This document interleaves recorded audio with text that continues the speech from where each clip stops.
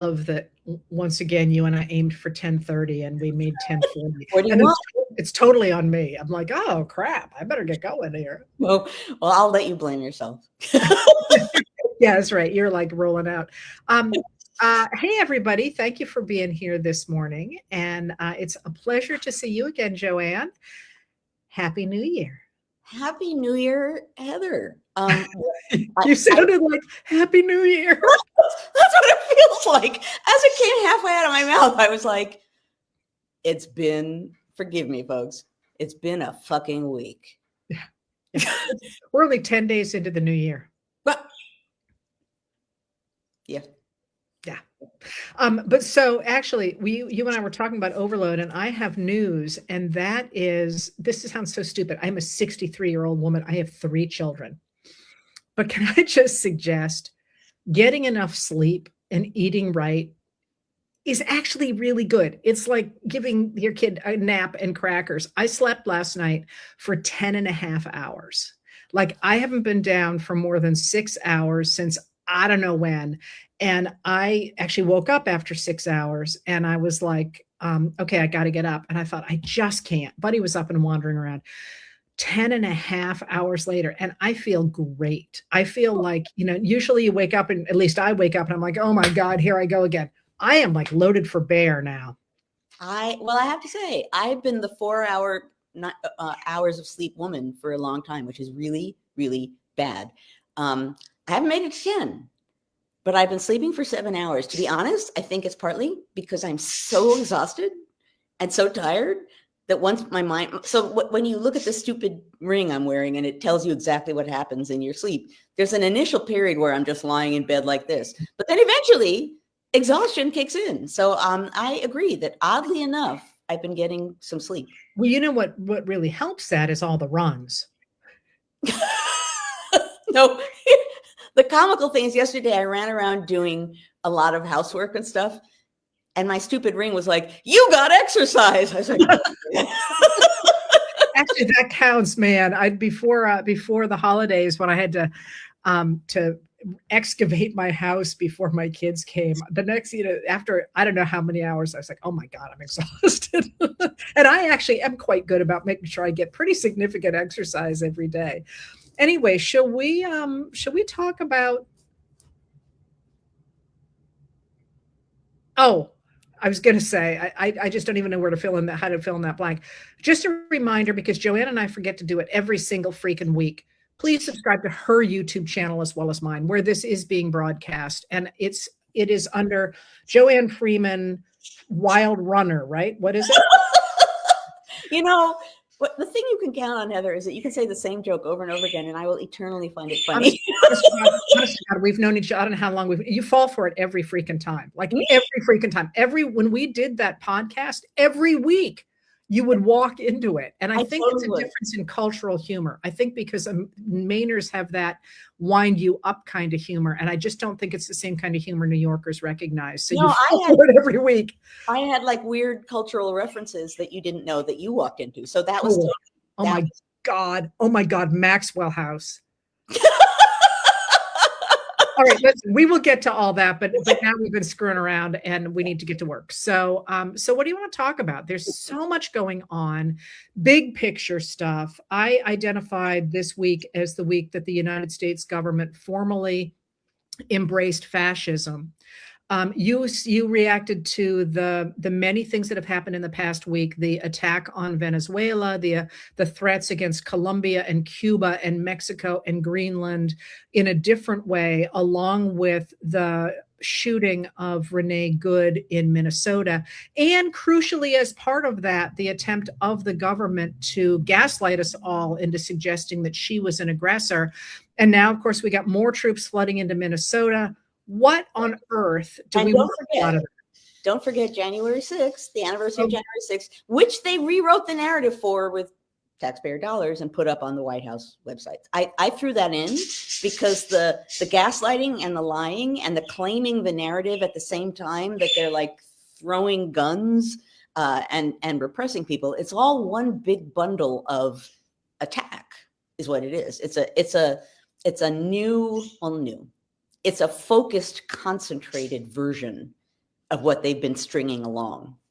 I think that's right. I think we're at a new moment of focus, and I think they recognize that this is the last moment that they have to grab hold of the entire United States government and to impose the will of them, not the United States, but of them around the rest of the world in this moment. And it is unbelievably dangerous. It is. I mean, we will find our way back around to what we think the light is in this moment. But before we get to the light, the fact of the matter is, that if you're feeling anxious and afraid, and if you're feeling that we're at a moment of crisis, I think we are. Yes. 100%. This is it. And, quite frankly, I never wanted to live through historic times. I just got to lay that out there. Well, I wanted to sit in archives and read dead people's mail. Like that was our job, That's my happy place. Honest to God, I'm actually writing not an insignificant amount of history now because that's where I'm calm. And it's like, oh my God, I got to deal with this. And I'm like, oh, let's just take a little look-see back here in the 1920s. But so you reacted differently than I did to there's a lot of stuff going on. The Venezuela stuff is really important for two reasons. One, because it attempts to overturn the international rules-based order, and also because Trump and his minions, and by the way, I think we got to throw in here the fact that Trump, I don't think knows if he's afoot or horseback. I think his mind has left that stable and he is being manipulated by other people, probably led by Stephen Miller. But they also just announced that they had the right to attack another nation's sovereignty without consulting Congress, which is part of what's going on. But for us, I think it's the shooting of Renee Good, and that and you reacted to that differently than I did. And I think both of our reactions are correct, but I'd love it if you would talk a little bit about why you think that resonated the way it did. Yeah. So what I thought about, so for any obvious number of reasons, that crossed a million lines, not lines that hadn't been crossed before, but crossed in a way that had not been so symbolically obvious, right? So it was a mother dropping her kids off at school with toys in the glove box, shot in the face. And then we now know through video that he called her afterwards a fucking bitch, right? So on a million levels here, the symbolism of this, in addition to the horrific reality of it, is powerful. But the point that I made, and I, as we do, looked back in history, it feels to me like a crystallizing kind of moment. In part because of the horrific nature of it, but we've been watching horrific things all along. It's one of a string of horrors, but it's one that has such powerful symbolism that it, for many people, has crossed a line and has grabbed a hold of people, and they're responding. So I did say, I think we both said independently this last week, that something had shifted. What I was referring to, and I talked about this yesterday in my podcast on my YouTube channel, about the caning of Charles Sumner, which was a huge deal, which the nation responded. It would be hard to exaggerate the degree to which that grabbed people, but it was not the first such incident. There were a series of violent incidents against members of Congress by Southerners leading up to it, one after another, for about, the 10 days beforehand. Then you get to the caning of Sumner. In the Senate chamber, abolitionist Massachusetts Senator Charles Sumner, sitting at his desk in the Senate. 1856. 1856, at his desk, and a Southerner comes over and basically beats him to the ground with his cane, Preston Brooks of South Carolina. The symbolism of that, an abolitionist senator in the Senate chamber at his desk with a Southerner literally beating him to the ground. You couldn't miss the meaning of that, particularly after all of the other incidents that had just been happening. It was a crystallizing moment. In and of itself, it might have been.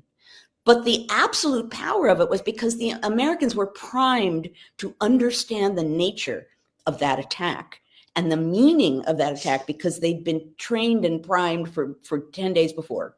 Oh, look, another Northern senator is being beaten by a Southerner. Oh, look, another Northern senator is being beaten by a Southerner.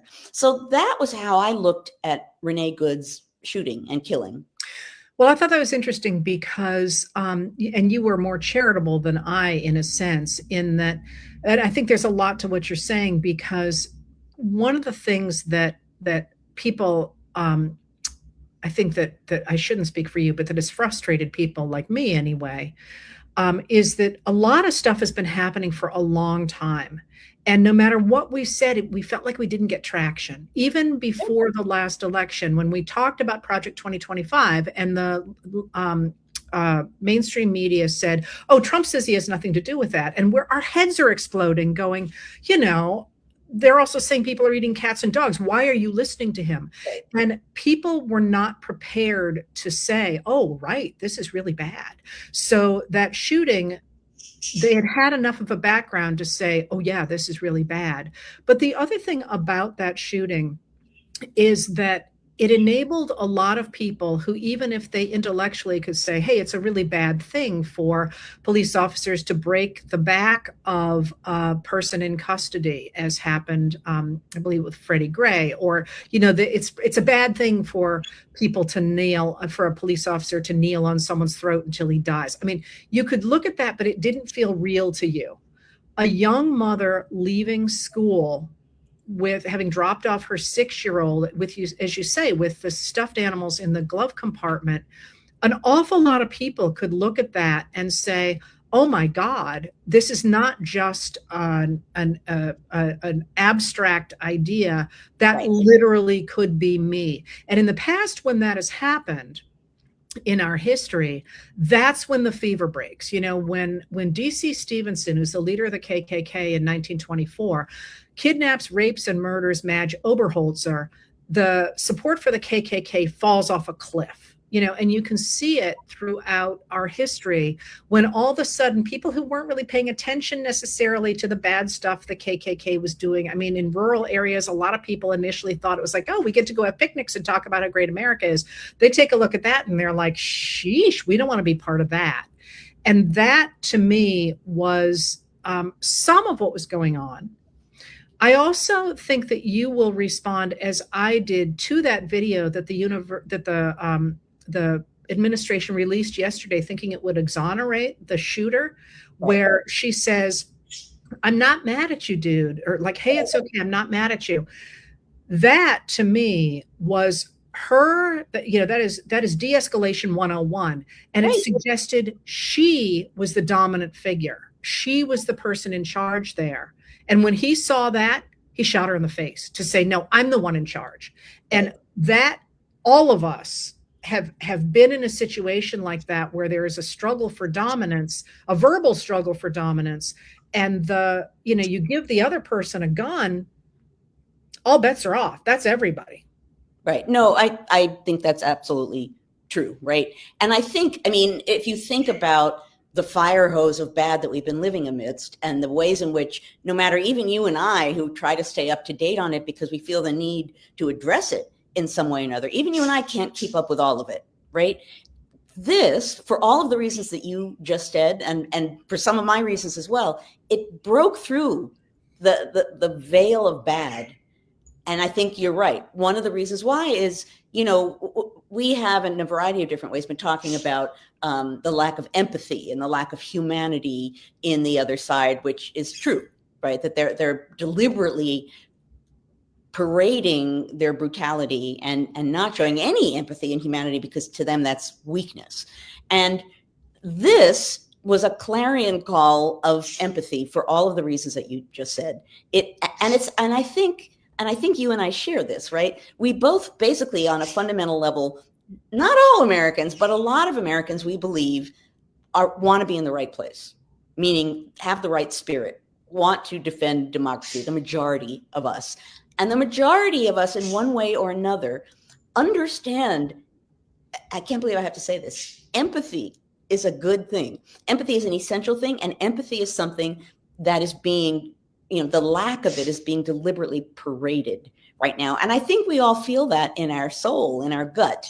We're watching it and we can see that, and we might not have labeled it that, but that's what it feels like to me. And that feels like, in a different way, like a crime against literally humanity. So that's another thing that this moment capsulizes, is that we're all feeling empathy, in part because we all understand that could be us. In a nanosecond, we could say not even the wrong thing, but the right thing. I'm not mad at you, and be shot in the face. It's hard on so many levels to miss the crystallizing meaning of this. And that's part of why I do think there's been a change in the air, not just because of that, but that in and of itself, that act has pushed aside a lot of the fog of bad. Yeah, and I want to do a shout out here to Renee Good's wife, Becca Good, who released a statement yesterday saying exactly what you're saying, that we have to create a better world than we have here. And I just can't even imagine what she is going through. I just can't imagine what she is going through. And to come out with that statement under those circumstances, I thought was pretty heroic in and of itself. So I want to go, though, in a different direction now, because it's not just that. I mean, the administration has moved more troops into Minnesota. They are clearly trying to provoke a response that will enable.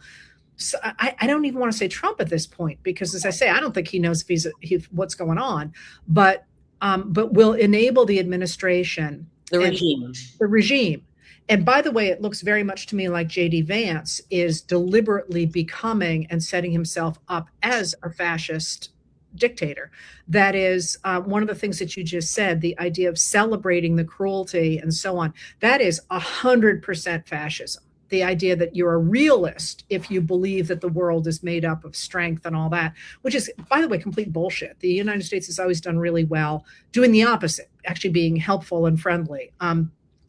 But at the same time that they are really making this play now, like now, we're in it now, there's a reason that it's now. And you've talked a lot about that. Right. The reason why it's now is because they realize this is their last ditch possibility for this. They know that they're not the majority. They know that what they're doing does not have approval, even if they're not looking at all of the polls that say people don't like what they're doing. They realize that, and it's hard to believe this, but please listen, they're in a position of weakness. They are performing brutality. They are performing strength. They are performing dominance because they don't have it. They don't have the numbers. They don't have the power. So what we're seeing right now is deliberately concentrated, forceful, nasty, bloody, because it's their last attempt to grab what they've been trying to get all along, but they realize that fates are not with them. And so the upside of that is, to me at least, this is a moment where we can claim the narrative, where we can step forward, where we can say, we see what you are doing. We all see what you are doing, and we can call it out for what it is. You are now explicitly, and let's not even use the word fascist, because somehow any ist or ism tends to cloud the air. You are deliberately attacking and murdering American citizens to grab control as a dictator. We've been murmuring this all along. That's what this week shows, unquestionably. And this is a moment where we can take that narrative and speak it out and get it out there at a moment when people will hear it because of Renee Good's murder. This, to me, is a moment where they're changing and shifting things for the worse. We should step up and seize this moment to speak up for the better. It's a moment, it's a crystallizing moment, and that has a bad aspect to it, but it can have a good aspect to it as well. I love that. I was looking today, as I every morning I read all the papers across the country, all from the major cities, and I'm not going to call this large famous newspaper out by name, but they're both siding what happened on the streets of Minneapolis, and it made me think that this is, and I actually, said to Buddy, this is exactly how we got here. this idea that, you know, you look at the minutia, and it occurred to me, somebody sent me a long time ago now, and if you're listening, thank you. I'm going through my files and cleaning up. Go 2026. One of the first articles about concentration camps in Germany. And it's like, well, you know, they seem clean and people there are not complaining. And if they work hard, they're allowed to leave after a year. And I'm thinking, are you effing kidding me? And it made me think about the way that we are covering the small steps toward dictatorship, and people saying, well, you know, let's take a look at really they say, the ICE guys say that this happened, and it's like, they have been lying to you all along. It has been proven in court that they are lying to you. Why are you still saying that, you know, taking what they say at face value? And that's true across this administration. They get out there, they lie, and the newspapers put it in there as if this has the same kind of weight as a video taken at the time that shows something very different. It is making my head explode. And it is time for us to say, no, we're not going to sit there and both sides these things. We are marching toward a dictatorship. This is the bigger picture. And when that bigger picture happens, the way you push back is the way the United States used to push back against fascism, by calling it out. And here's the thing, and here's part of the way I think we got to the long trail of both sidesing murder and everything else that's being both sides right now. I think casting our mind back in time, if you're thinking about a small d democratic mentality of tolerating more than one point of view, we were primed to at least allow for there to be more than one side, right? That felt like what you're supposed to do as a small d democratic thinker is tolerate other points of view. So that felt like, way back in time, fairness. And I think it hung on longer than it should have because of that link. Well, we're being fair, we're allowing both sides. Past the time when that should have been there, because then it hung on long past the time when the other side was no longer feasible or possibly good in any way, and people didn't necessarily see that or want to see that, but there was like a residue of that idea clinging. Now we have people both siding, in part because it allows them to kowtow to the regime in one way, and also it allows them to claim no responsibility for anything, and they're just, you know, here we go. There are two ways of looking at it. Thank you very much. We're going to go back now and print out our newspapers. It's a double cop-out. It's a cop-out of not wanting to take a stand. It's a cop-out by folding to the people who have power. And it's, you know, a failure at just the moment. And again, the moment that we're in, there are no two sides. As much as the administration regime is trying to claim that somehow or other Renee Good tried to ram her car into someone. No, we can see that that's not true. They're trying so hard to create a narrative that never happened. They're still trying, right? And I saw someone comment go floating by. We saw what happened, just like January 6th. We saw it. We saw what happened. We've seen it. So they're lying and lying and lying. But the fact of the matter is, those are moments, again, I keep saying crystallizing moments. When you see it for yourself, some people nonetheless will be attracted to the lies and the fake narrative and want to go in that direction. But the majority of us know what we just saw. We know what we saw. So anyone both sidesing that now is exposing in a more powerful way maybe than they have been, just how, what's the word I want to use? I don't want to say corrupted. It's a C word, whatever it is. They're showing just compromised, how compromised they are. And we all see that too. So, you said two things there, and I think the latter is one really to call out, that this is not a question of different viewpoints. This is a question of truth versus falsity. You know, the narrative that this faction of the Republican Party has spun since the 1980s is false. It is not real. And we've gotten to the point now where that used to be siloed off in the Fox News channel and so on. And now it has become it is infiltrated into news that people used to trust. And if you actually look at the facts as opposed to the spin, Americans have no doubt at all. For the most part, I mean, there are a few, neo-Nazis out there, but for the most part, we're like, we don't want this world you're living in. And that responsibility to emphasize the facts. I mean, you and I are going to disagree on the details of how to pave the roads in Des Moines, Iowa, which is a very good city, by the way.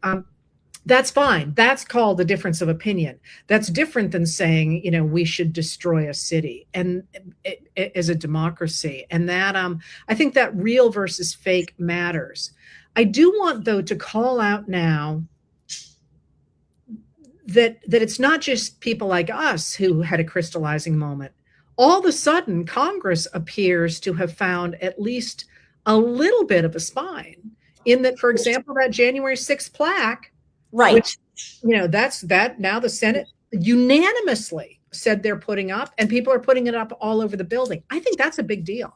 I do, but I also don't want to separate that from people like us, because they're in part responding to the fact that there's a groundswell of opinion and emotion and conviction. And as representatives, which is what they're supposed to be, they are responding in part to that. So I totally agree. You can see a change in the way some members of Congress are acting, but I also think in some ways that's responsive to everything that they're seeing around them. Still a good thing, but I want to emphasize the fact, you're going to laugh, right? We the people, we the public, we're leading the way here.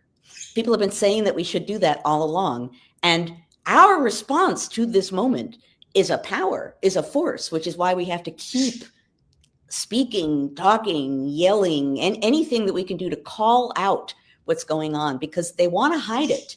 They want to erase it. They want to mask it, veil it. That's all they're doing right now. They're violating decency. They're murdering people in multiple ways. Venezuela on the open sea, and now good, right? Exactly. USA. They're murdering people all over the freaking place, and then they're trying to erase it, recast it, respin it, lie about it. We can't let that happen.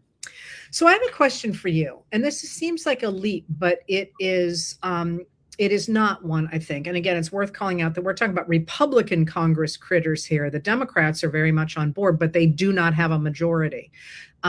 Although, again, Republicans worked across the aisle after the shooting to move forward some stuff that the American people really care about. And that's your big thing, that we care, that public opinion really matters.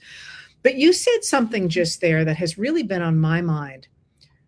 And this sounds dumb. I mean, I hate to even say it, but it also doesn't sound dumb. These people are spending tax dollars like freaking water in a rainforest. That is, after all the complaints about money that Democrats, especially under Joe Biden, have spent on things that benefited the American people, they are pissing away. I'm sorry, but they are pissing away money on, the armada outside of Venezuela, on ICE, on the corrupt contracts going to Department of Homeland Security videos. I mean, the national debt is going through the roof, which after everything they said is crazy. I wonder, and I love taxes. I love studying taxes and all that. Is this something you think we should add into the mix here? Because I'm looking at my tax dollars getting pissed away and thinking, I wanted that money to go to the Centers for Disease Control and Prevention. I wanted that money to go to education. And you are literally pissing it away on Kristi Noem riding an effing horse. Well, and pissing it away on, let's give $300 billion more to ICE so that they can continue doing what they're doing in greater numbers. Yeah, I do think we should add this to the mix, because number one, as you just said, we want our tax dollars to go towards good things, not murder, right? On the one hand, that would be a nice thing. And the other half of that, we don't want our tax dollars to go to producing lies, murdering people, building up unnecessary forces that can claim and attack and dominate American cities. So we want our tax dollars to do good things. Shouldn't have to say that. We do not want our tax dollars to do what they're, as you just said it, they're pissing it away on things that personally, I don't want my money going to that. And we are paying. It's an important thing that's obvious, but that needs to be said. We're paying for that. We're paying for all of that. So how did they do it? How did the revolutionaries do it in the 1760s? Get people excited about, I mean, because that wasn't, I mean, the Stamp Act really, that pissed people off. But by the time you got to the Tea Act, I mean, like, it was just tea. Well, but yes, but it wasn't the stamps and it wasn't the tea in and of themselves. And that's why we talked, I don't know, a week or two ago, however, when it was that we talked, and I talked about how the Stamp Act, part of why it became that kind of crystallizing moment was because it affected parts of everyone's everyday life. It affected people reading newspapers. It affected people needing documents of some kind. It no longer was something that felt like an abstract matter of taxes. You know, the revolution wasn't a tax revolt.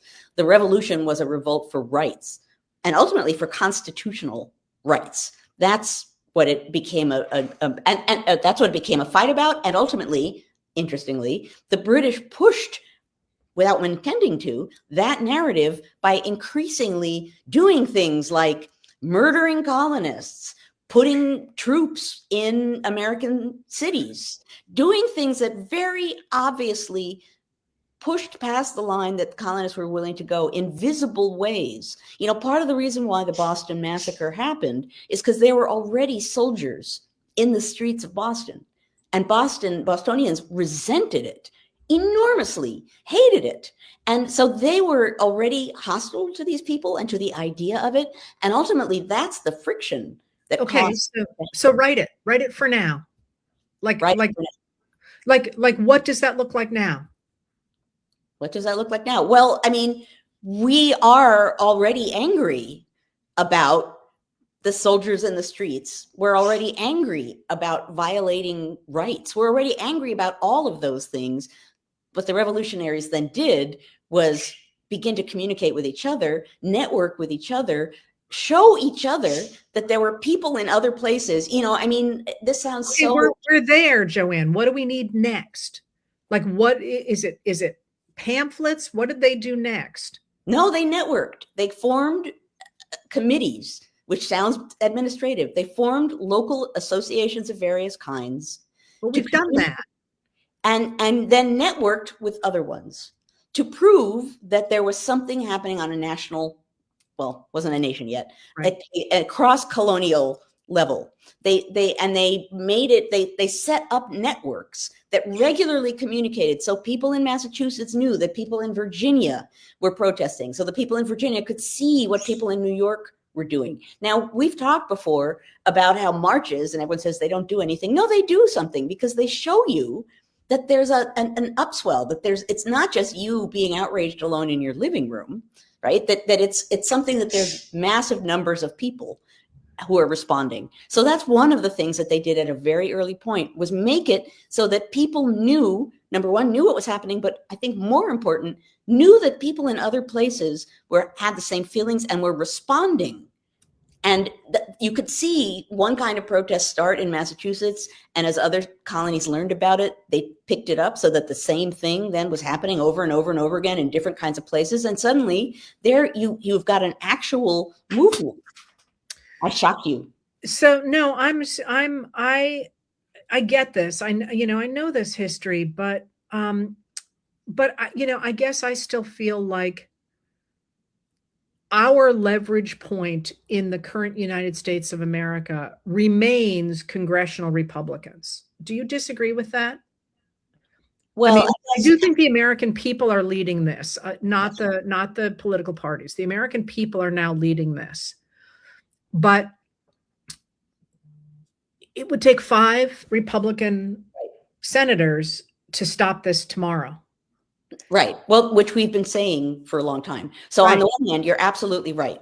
And this week puts us that much closer to that, in part because of our response, and they can see it, which is a different version of networking and showing influence. And in part because it's going to become increasingly hard to deny what we just saw and the meaning of it. So I do think you're right that it will only take a handful of Republican congressmen, senators to have an impact. We have been saying that for, all through this and the first Trump presidency. We've been saying it over and over again. Where are these people? Why are they not standing up? And so I agree with what you're saying. On the other hand, part of me feels not a total lack of hope, but I'm wary only because this is the moment when they need to do that. And they haven't been. Now, the fact that, we started out by saying there are people who have been behind the scenes, because heaven forbid they stand up and do this openly. There are people who have been crossing over and actually trying to do a decent thing. But I think you're right, that's a leverage point. I think we should continually be calling members of Congress, whether they're Democratic or Republican, because numbers matter to them and they keep track of that. Right. But I don't know, at this point, we need to find a way to influence Republican members of Congress, or a different message, or a louder message, or a more urgent something. We shouldn't need to, but it feels to me that we're so close to that tipping point. We're on the edge of that tipping point. And I don't have the answer as to what we should do to push it that final bit, but that's where we are. Well, I was trying to get you to write a pamphlet personally, but I do, we got to go because people have lives and it's like we've been on here forever. I mean, I think all of us are just kind of trying to figure out what on earth's going on. But one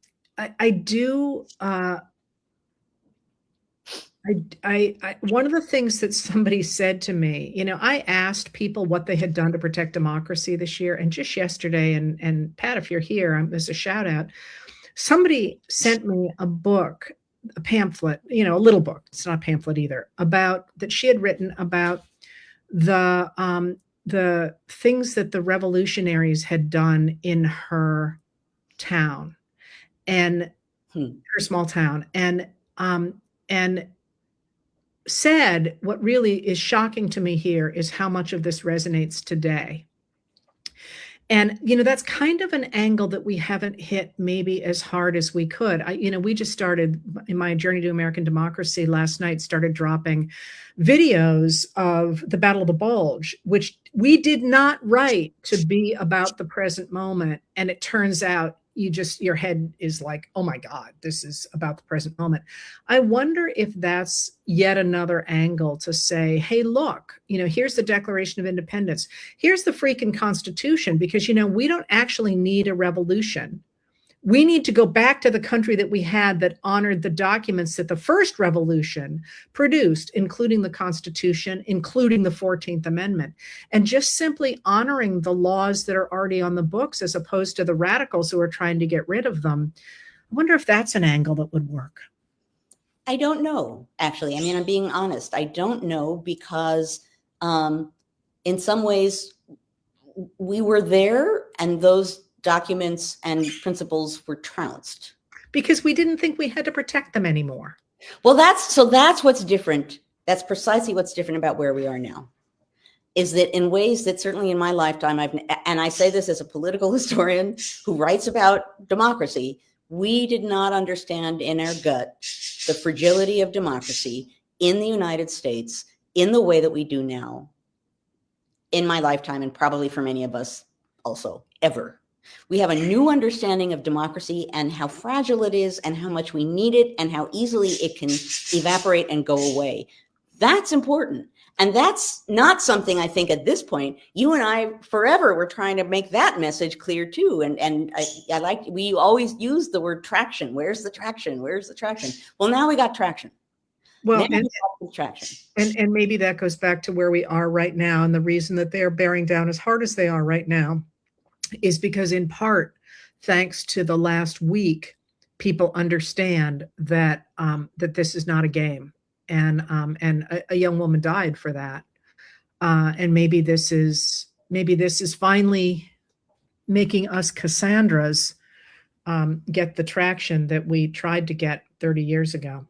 I think, and we don't have the clear answer, but it still feels to me that where we started, this is a crystallizing moment. Yeah. And we have to really think about the best way to be as loud and as public as we can possibly be so that everyone understands what we started out by saying. I'm happy that everyone who is here. I think it matters that you and I started out by saying the regime clearly has now like thrown away all the, any reservations they had. They're gone. They're just grabbing in any way they can. And they're blatantly, parading around, beating their chest about how mean, rotten, nasty, and murderous they are. If that's the moment they're in, we have to understand that that's where we are. We have to use that awareness and claim that narrative for ourselves, show that we are standing up for things that are fundamentally American, even if they've never been appreciated or used to their full entirety, even if they've only been partially grasped before. The idea of equal rights, the idea of representative government, all of these ideas that we didn't think about before. And now, not only are we thinking about them, we're realizing that they're going away. That is a moment when we need to say that and make that clear and push back. And I don't have the answer for what new way we need to do that, but this is a moment where really we, and not just we, but members of Congress might even say to them, look, guys, we're at this moment. Here we are at this moment. Now or never. You speak up and do something now, or you will be responsible for what comes next. That's part of where we are. Well, we need to go and let people, as I say, get on with their lives. But let me just add to that where I started. And that's that take care of yourselves. Because, I feel like I could take on the world today. And it really was just about getting enough sleep and maybe eating a little better than Okay. No, I totally agree. And it's a weird thing. The reason I did a spur of the moment message on Thursday night, even though I normally do my podcast Friday morning, because I knew I wasn't going to be able to sleep on Thursday night. And I thought if I went and talked to people and vented what I had to say, it would help me sleep. And I titled it something like, for those who think they're not going to be able to sleep tonight, because we're all in the moment in ways that are not helpful, that are not giving us strength, right? I totally agree. Eat well, be with your friends. And Joanne? Get some exercise by running around your apartment. By the way, it's almost 40 degrees here. And I actually will be outside most, I do have to write for a bit, but it's gorgeous. Anyway, the other big thing is, of course, sticking with your buddies and making more buddies. Yes. So I'm always happy to be doing this with you, Joanne. I mean, my God, do you remember you don't remember when we first met? I remember when we first met outside the elevators in that. I don't remember. I tease you this forever about this forever. I was talking to the man I was with at the time about this just the other day. But in a million years, if you had told me then we would be where we are now, I would have been like, no, that's a dystopian future. That's not my future. My future is I'm going to write this book. And then with luck, I'll be able to get a job and I'll be able to study and maybe I'll write another book. But what I would have said then, which remains true now, one way or another, I'm going to be teaching people. Yeah, that's true. One way or another, I need to teach. And it took me a while to realize that that's part of what you and I do when we do what we do. That is consistent. Yeah. Anyway. Thank you, Joanne. Love you. Love you too. I'm so glad we get to do this every week, Heather. Oh, man. So thank you everybody for being here, and we'll be here again next week. And I guess we have not discussed this ahead of time, but I will throw out that if there is a reason for us to do this in between, we will. Mm-hmm. I've just committed you, Joanne. Well, we already were kind of saying that before, so yeah. Now should I say that we're both going to go for a run? Sorry, just kidding. I'm going to run to the refrigerator and make brunch. Thank you for being here, everybody. Have a good weekend. Bye, everybody.